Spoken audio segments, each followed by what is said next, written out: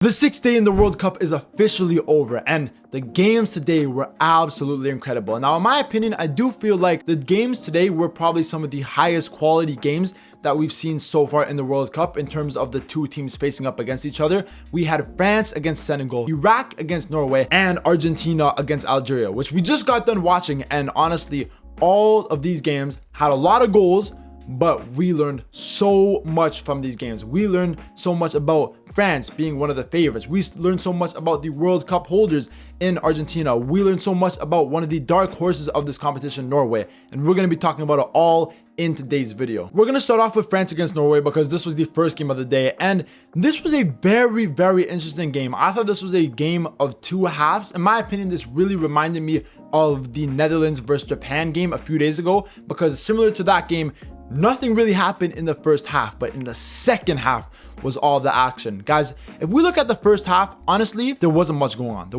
on. France had more possession, but one shot. I don't think I've seen I don't even know when the last time France had one shot in a whole half was. You know, I was expecting maybe at least 5, maybe 10. It's France. They have the best attack in the World Cup. So one shot in a whole half of football where they had more possession is embarrassing. And I thought that Senegal were actually the better team in the first half. I thought they had a few really good chances. This chance from Nicolas Jackson on the breakaway was a very, very good chance. Hit the post, hit the back of Mignon, but just goes out. And then at the end of the half, Ismail Assar, bro. You are on fraud watch, bro. You are on fraud watch, because how you did not score this attempt is crazy. Guys, he gets the ball right outside the 6-yard box. Now, the ball is bouncing, completely misreads the bounce, and he skies it. The ball didn't even go forward. It went straight up.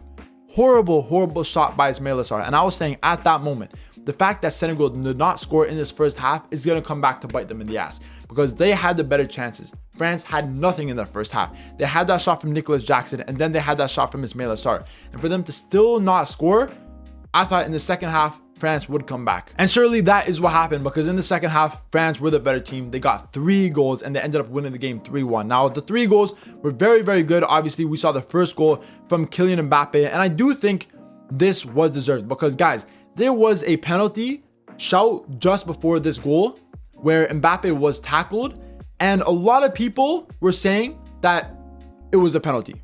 Everyone was saying it was a penalty. Mane, he doesn't get any of the ball, and he touches Mbappe's trailing leg. Now, it was very soft, but I do think it was a penalty. But then VAR called over the referee to go look at the thing to see if it's a penalty, because the referee didn't think it was a penalty. VAR called him over. The referee looked at the VAR, saw that Mane didn't get any of the ball, saw that Mbappe was tripped, and he said that Mbappe was pretty much looking for the foul and that it's not a penalty. I don't understand it. I thought that should 100% be a penalty. Yes, it was soft, but bro, come on, that's a penalty. That's a clear penalty. That's why VAR called him over, because he didn't give a penalty at first, and VAR thought it should have been a penalty. So usually the referees will go with a penalty, but in this case, he had other plans in mind, no penalty. But a few minutes later, Mbappe ends up getting the opening goal to make it 1-0. And I will say, in the second half, France was so much better in the first half. Honestly, Senegal in the second half looked like how France performed in the first half. Senegal had one shot throughout the whole half. They had 50% possession, but they did absolutely nothing on the attack. Where France, on the other hand, they had 10 shots,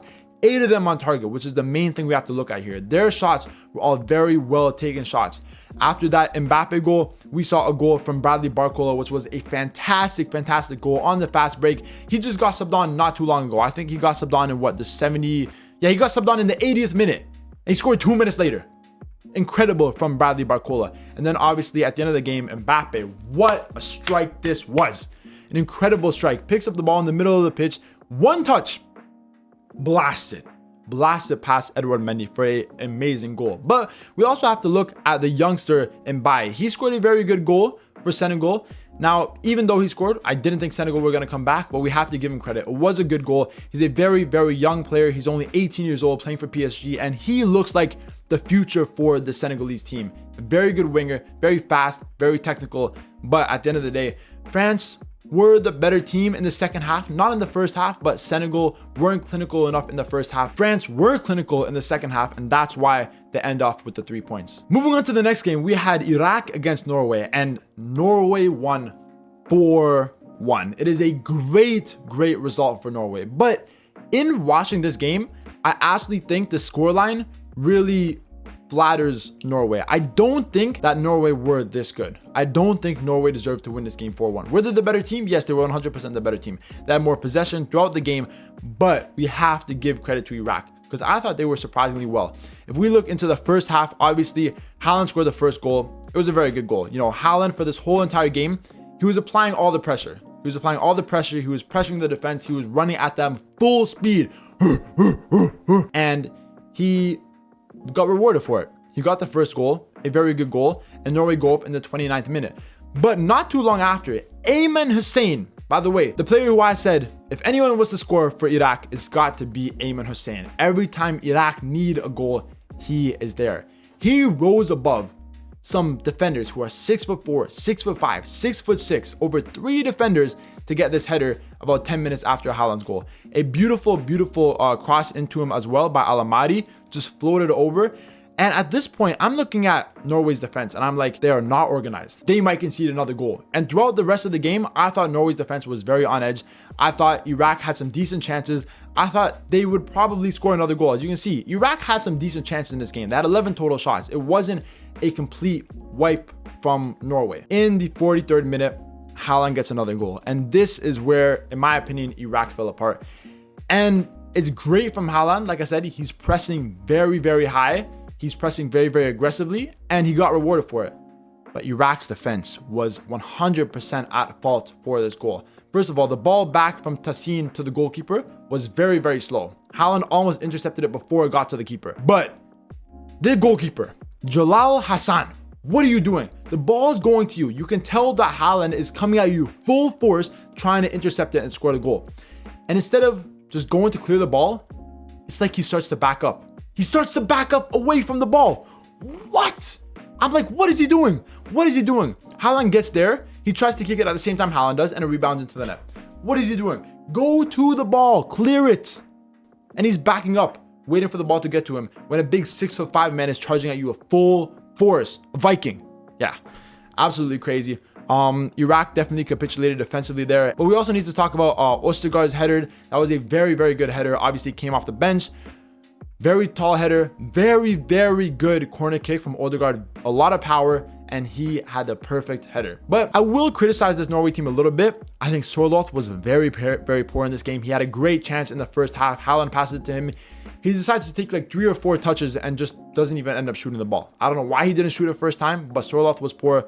Nusa, he wasn't bad. He did a couple good things, but I still think he needs to up his level if Norway want to have a really good World Cup. But other than that, the back line, aside from a couple errors, I do think they were very good. But 2 players I really want to talk about, which I feel like are really going under the radar for Norway, is Ryerson and Muller-Wolf. Both of their fullbacks, I think I didn't realize this before, but I'm realizing now are very, very important. Mainly because of their crossing ability, their set piece ability, but also their overlapping runs, guys. We know how important the wide players are for Norway because they have the players in the middle. They have Haaland, they have Sorloth, they have Berg, they have Odegaard, they have the spine. But the wide players, whether it's Nusa, whether it's Oscar Bob on the right, whether it's Sheldrup, but the fullbacks, the overlapping runs from Ryerson, from Wolf, these are very, very important players for Norway. And if Norway want to have a good tournament, I do think these players need to perform to the top level. And then moving on to the last game, we had Argentina against Algeria. And guys, there's not much I need to say about this. I thought coming to this game, Algeria might be able to get a result. I feel like Algeria in recent games have been very, very good. If you look at some of the recent fixtures, 4-0 win against Bolivia, 1-0 win against Netherlands, a couple other good results. So I thought Algeria coming to this game, they're pretty good. But in this game, they were absolutely trash. Now, I predicted this game to end in a draw. Obviously, Argentina smoked Algeria. So therefore, guys, at the start of my stream tomorrow, before the Portugal versus Congo game, I will be spinning my wheel and doing a forfeit. Hopefully, I don't have to do the hot chip challenge. I really hope I don't have to. But I will have to do a forfeit because I got this prediction wrong. Now, Argentina, I didn't think they were incredible in this game, but they were good. And the main thing that I noticed with Argentina throughout this game is their close control and their 1-2 passing. Every time the ball was with, whether it was McAllister, DePaul, Messi, ping, ping, ping, ping, ping to Messi and a goal. Every single time. The 1-2s in this game, the quick passes in the final third is what carried Argentina to the 3-0 win. and Algeria just couldn't cope with it. I felt like Algeria, they started off the game not too bad. We saw that Shaibi early goal, which was ruled out for offside, which would have been an incredible start for Algeria. But other than that first 10 or 15 minutes, they were just very slow throughout the whole game. They weren't moving the ball fast enough. Their passes were very slow, especially compared to Argentina, and they just weren't good enough. Honestly, defensively, they weren't good enough. Zidane, gosh, bro. Guys, they showed an image of Zinedine Zidane in the stadium looking at his son in the goalkeeping position. And Zidane was like, bro, Zidane, congratulations to Messi. He scored a hat trick. But that first shot, which was from a very, very long distance, it was pretty much dead center in the net. Yes, it had a little bit of an outward curve to it, but it was almost dead center. Zidane gets his hand to it, hits off his hand, and goes in the back of the net. Horrible goalkeeping. And even for the second goal from Messi, we saw a very long shot from McAllister rolling on the ground. And the fact that Zidane couldn't catch it, you just have to grab it. You have to trap it. But he loses it. He parries it away right in front of him. And Messi gets past the last defender and he scores the goal. So I will say that Zidane, in my opinion, was definitely at fault for the first two goals. I think if it wasn't for his mistakes, Algeria would have been much more in this game. But that last goal from Messi, guys, we need to talk about that last goal from Messi. This is why he is the GOAT. Incredible.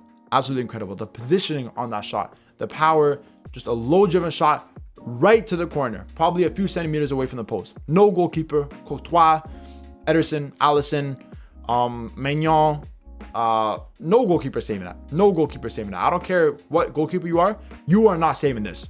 Messi's first World Cup hat trick in his career, and he deserves it. He deserves it. I do think he was definitely the best player for Argentina, and it's crazy to think about. This guy's 38 years old, and he's still moving the way he does. And the thing with Messi is, even when the time comes where he can't move as fast, where he can't run as good, his IQ is still there, his passing ability is still there, his shooting ability is still there, his accuracy is still there, and that's what carried him in this game. It's not only his pace. His pace has definitely had a decline, but it's everything else in his arsenal why he's still one of the best players in the world, guys. This was an incredible game from Messi. Good from the midfield. Defensively, I thought Martinez was very good. Romero, Medina, they were okay, but to be honest, they didn't really have to do much because Algeria were just very sluggish on the attack. Mazza was probably their best player in my opinion. Shaibi, he had a few chances, probably should have put one in the back of the net. But other than that, defensively and the goalkeeper, it was very poor from Algeria. And now they have a -3 goal difference, which is absolutely horrible. -3 is crazy. Whatever the result between Austria and Jordan is, it's going to be very, very tough for Algeria to get into the knockout stages with a -3 goal difference from the very first day. So congratulations to Argentina. But Algeria, I expected more from you guys, man. But guys, that is the end of the 6th match day in the 2020s.